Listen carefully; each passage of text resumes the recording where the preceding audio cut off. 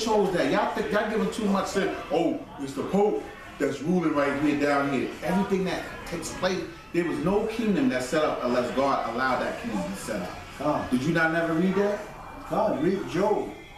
Job will tell you that Satan can do nothing without the Most High giving permission. So we know that whatever he does on earth, he's given permission to do what he's doing. So he has no authority and no power. And you just giving him that kind of power. That's saying that, oh, the Antichrist or the Pope, if you thought that was this in this context, it's wrong. He's a nobody. He's a little guy. It says the earth was given into the hand of the wicked, but this was to take place for a bigger thing to come in. He's letting this thing take place for a dispensation of time. That's it. You see? Matthew 24:8. And all these are the beginning of sorrows. What? All these are the beginning of sorrows. Sorrow. So all of these, Yahweh Shai is the leading. He's leading the race. All the other horses are coming behind him, and they're setting up. They're doing this because this is part of the tribulation, things that come, and telling us to prepare, endure, get your mind right. Verse 9. Then shall they deliver you up to be afflicted, and shall kill you, and ye shall be hated of all nations for my name's sake. Okay, that's taking place now. All right, that's taking place right now.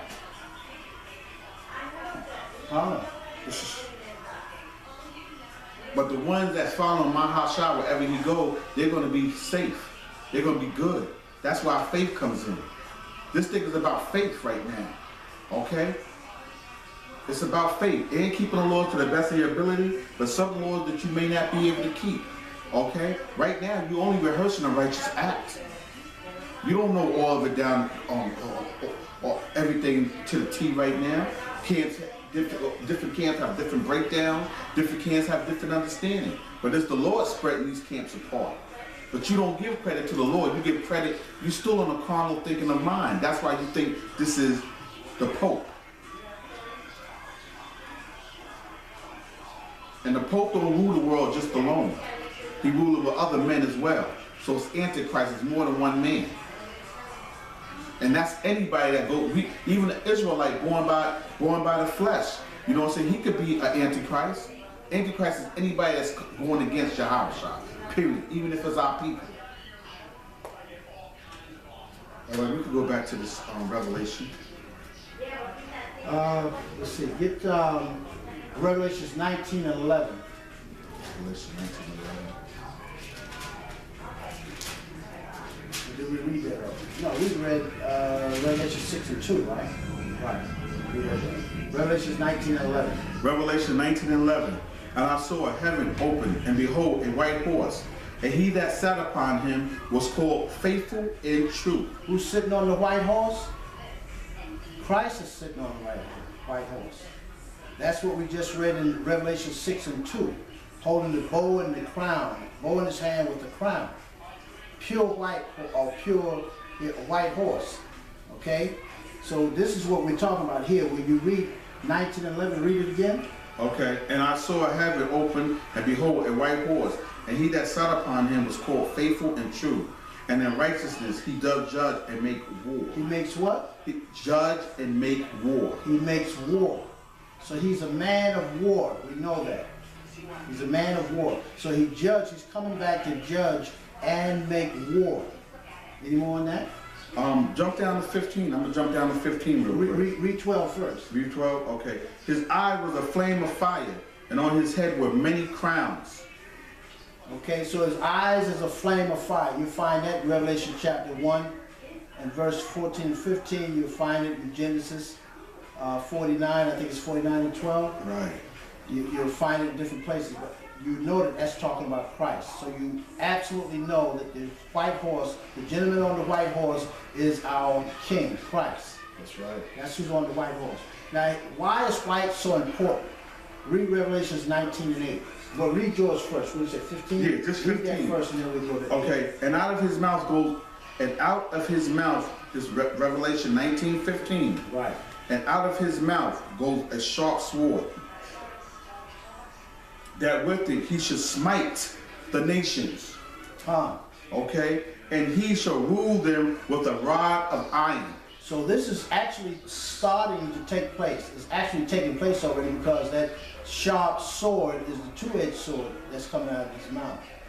That's happening now. The brothers are out there teaching. That's right. And they're smiting the whole planet with this truth. The brothers are teaching that. And when the brothers are speaking Right. and teaching, it is not they who teaches, but Christ. Because they're saying his word. This is his word. He is the teacher. He is the only teacher. And so we speak his words. So the brothers are smiting the world. The Christ is smiting the world through the mouths of the brothers that's out there teaching. That's right. Now, you finished? That's all? And he tread the winepress of the fierceness and wrath of the Almighty God. Fierceness and wrath. That ain't nothing good. Now, what is the wine press? Now, we know when you put grapes in a barrel and you press it, usually they have you walk in that barrel, step on the grapes. Wine is something that you drink, but however, if you saw grapes as people, as a living entity, used to crush those people, they would have blood in them. So that wine would be the blood of the grapes. Okay? So wine has a particular color to it. It's usually red. Right? So Christ comes with red sprinkled on his garment. All over his garment. That's war that he's doing. The wine press symbolizes a crushing or a war that he's coming to bring about. He's doing this. He's actually the one that's doing this. That's right. Okay, we're And going this is the last part. And he had, verse 16, and he had on his vesture and on his thigh a name written, King of Kings and Lord of Lords. Which means he's taken over all the kingdoms, making him the King of Kings and the Lord of everyone on the earth, even those who consider themselves Lord. Straight cut. Okay, read verse 8. Okay, now verse 8, Revelation 19:8. And to her was granted that she should be arrayed in fine linen, clean and white, for fine linen is the righteousness of the saints. So he explains to you what that white linen is. He explained it to you. It shows your righteousness, not necessarily an actual garment, but it's a garment in your spirit. So it's teaching you that you can change your inward self to a prosperous and clean person, a righteous person. That's the garment of the saints. That's what that's talking about. That's the scripture when you read, it says, render your heart, not your garments. Con.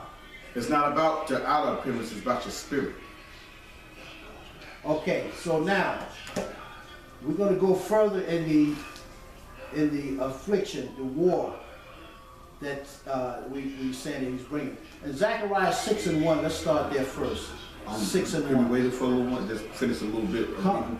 of Revelation 6 first. Come, And then we're going to get into that because it's a lot of that still. come. We're going to get to that. So you're going back to Revelation 6? Yeah, because Okay, we're really breaking this whole chapter down. Oh, okay. Let me get it. I got to get it too. I got to get it too. Take your time, take your time. So we're going to Revelation chapter back to 6, right? Mhm. Okay, what verse? We at 5 now. 5, okay.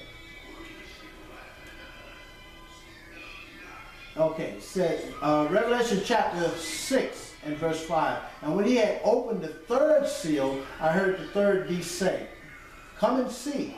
And I beheld, and lo, a black horse. Come, I forgot he was doing that. Mm-hmm. And he that sat on him had a pair of balances in his hand. Now let's look up balances. We're gonna look that up. Balances, and that black hole represents slavery. And those balances means yoke. You look it up, it's going to be, I believe it's going to be yoke, and that yoke stands for slavery. Mm-hmm. Take your time. You read it. 6 and 5, right? Now we're giving you quality. Okay, not quantity. Quality. 6 and 5. Okay, and we're looking up the word balances, right? Balances. Balances under the Greek at G2218. And I can't say those words. Dosgos. It's a yoke that is put on drought, cattle. Metaphorically used any burden of bondage Slavery. as that of slavery, of troublesome laws imposed on one, especially of the Messianic law. Hence, the name is transferred to the commands of Christ as to contrast them with the commands of the Pharisees. So now some of that too, if you look at that, a part that he just read, it's like slavery, and it's also talking about slavery as far as oppressing us to even make us break the law. Some of these things that these guys do, these nations do, they do to set you up to break the law. Because some of them know that if you spiritually get away from the Father, they spiritually can continue to rule over you. I'll say it again. Some of them put that slavery, because sometimes you don't have to have slavery, it's actually labor. We're talking about spiritual too. Because if you keep putting things out there to make these people hinder, that nation of Israel, the children of Zion, to hinder, to fall and slip, you get them further away from their God. You can keep them more in oppression. But that's not going to happen because, like the brother said, men on the corners, they four corners, this word is coming out. Okay? And it's the doing of Yahweh Bashem Yahweh Shah. That's it on that. Unless you have more. Yoke put on cattle. Wow. I didn't know that. I didn't know that myself. So we read the next one, right? Mm-hmm. You want to add something to it? No, I'm trying to learn it. That part I didn't know. Okay, we're going to verse 6. Revelation chapter 6 and verse 6. Mm-hmm. And I heard a voice in the midst of the four beasts say, a measure of wheat for a penny, and 3 measures of barley for a penny. And see thou hurt not the oil and the wine. That's you. Break that down. Okay, so these beasts are being sent out to do destruction of the earth. Right? And what do we get paid? We get, if we survive and do everything the Most High say, tell us to do, if we keep the law, statutes, commandments under all the tribulation unto the end, we get heaven. And what is that? That's the payment, which is a penny. Scriptures call it a penny. Each of us would get a penny, regardless of how long you've been in the truth. Beautiful. You're going to get a penny. So it says a measure of wheat. And who is the wheat? That's the nation of Israel. That's the wheat. And you get a penny and 3 measures of barley for a penny. And see thou hurt not the oil and the wine. Okay? So the virgins would get oil. That would be the wisdom, knowledge, and understanding. And the wine would be the adult food of the word. Because we drink milk as children. We drink water as children, but we cannot drink wine and eat meat. You eat wine and meat is because you have grown in the truth and you can stand the more detrimental word, understanding of the word, the harder adult knowledge of the word. So you don't want to destroy the truth, but you want to bring it out. So hurt not the wine. Right. Verse 7. And when he had opened the 4th seal, I heard the voice of the 4th beast say, come and see. Verse 8. And I looked and beheld a pale horse. Now you want to know who's riding the pale horse, because we know who's riding the white horse. That's Christ. But who's riding this pale horse? Now usually pale would indicate that something hasn't had sunlight. And it indicates a person that's sickly. A healthy person has color to them. A sick person has paleness that comes upon them. So it says, and I looked and behold a pale horse, and his name that sat on him was Death. So death, a dead person turns pale, and hell followed with him. And power was given unto them, not just him, but unto them, which means there's quite a few that's following him, over the 4th part of the earth. I got a precept for that. So what is the 4th part of the earth? That's the last kingdom, because they talked about the 4 beasts that control the earth. Even though we know there were many nations that had power over the earth, but the main ones were the 4 major beasts that control the earth. Okay? So the 4th part of the earth will be the last kingdom, the 4th part of the rulership of this world. It said, and power was given unto them over the 4th part of the earth to kill with the sword, and with hunger, and with death, and with the beast of the earth. So this person riding this horse has the power to do damage to all people on the earth. Job 9:24 says the earth is given into the hand of the wicked. So we know the person that's ruling the earth is wicked. He is the wicked. Okay? And he covered the faces of the judges thereof. If it's not he, then who? If he's not Satan, then who? Because the wicked is Satan, the devil, serpent, Lucifer. I got a quick precept. Come on. Just to back you up, I got two. Ezekiel 29:5. And it says, and I will leave thee thrown into the wilderness, thee and all the fish of thy rivers. Thou shalt fall upon the open fields. Thou shalt be brought together. Thou shalt not be brought together, Shalakia, nor gathered. I have given thee for meat to the beasts of the field and to the fowls of the heaven. Now here's the kicker. And all the inhabitants of the Egypt shall know. All the inhabitants of Egypt. Egypt is symbolically spiritually represent America, Babylon. Where, you know, where we scattered abroad, but mainly in America. Wherever our people being oppressed at, shall know that I am the Lord, because I have been a staff of a reed to the house of Israel. And that's why the Lord is coming, because he hear Israel crying. He see how his people is being oppressed. And that's who Yahushua came for anyway. One more precept, and you got it.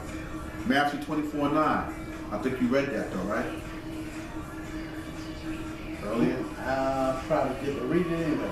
Read it.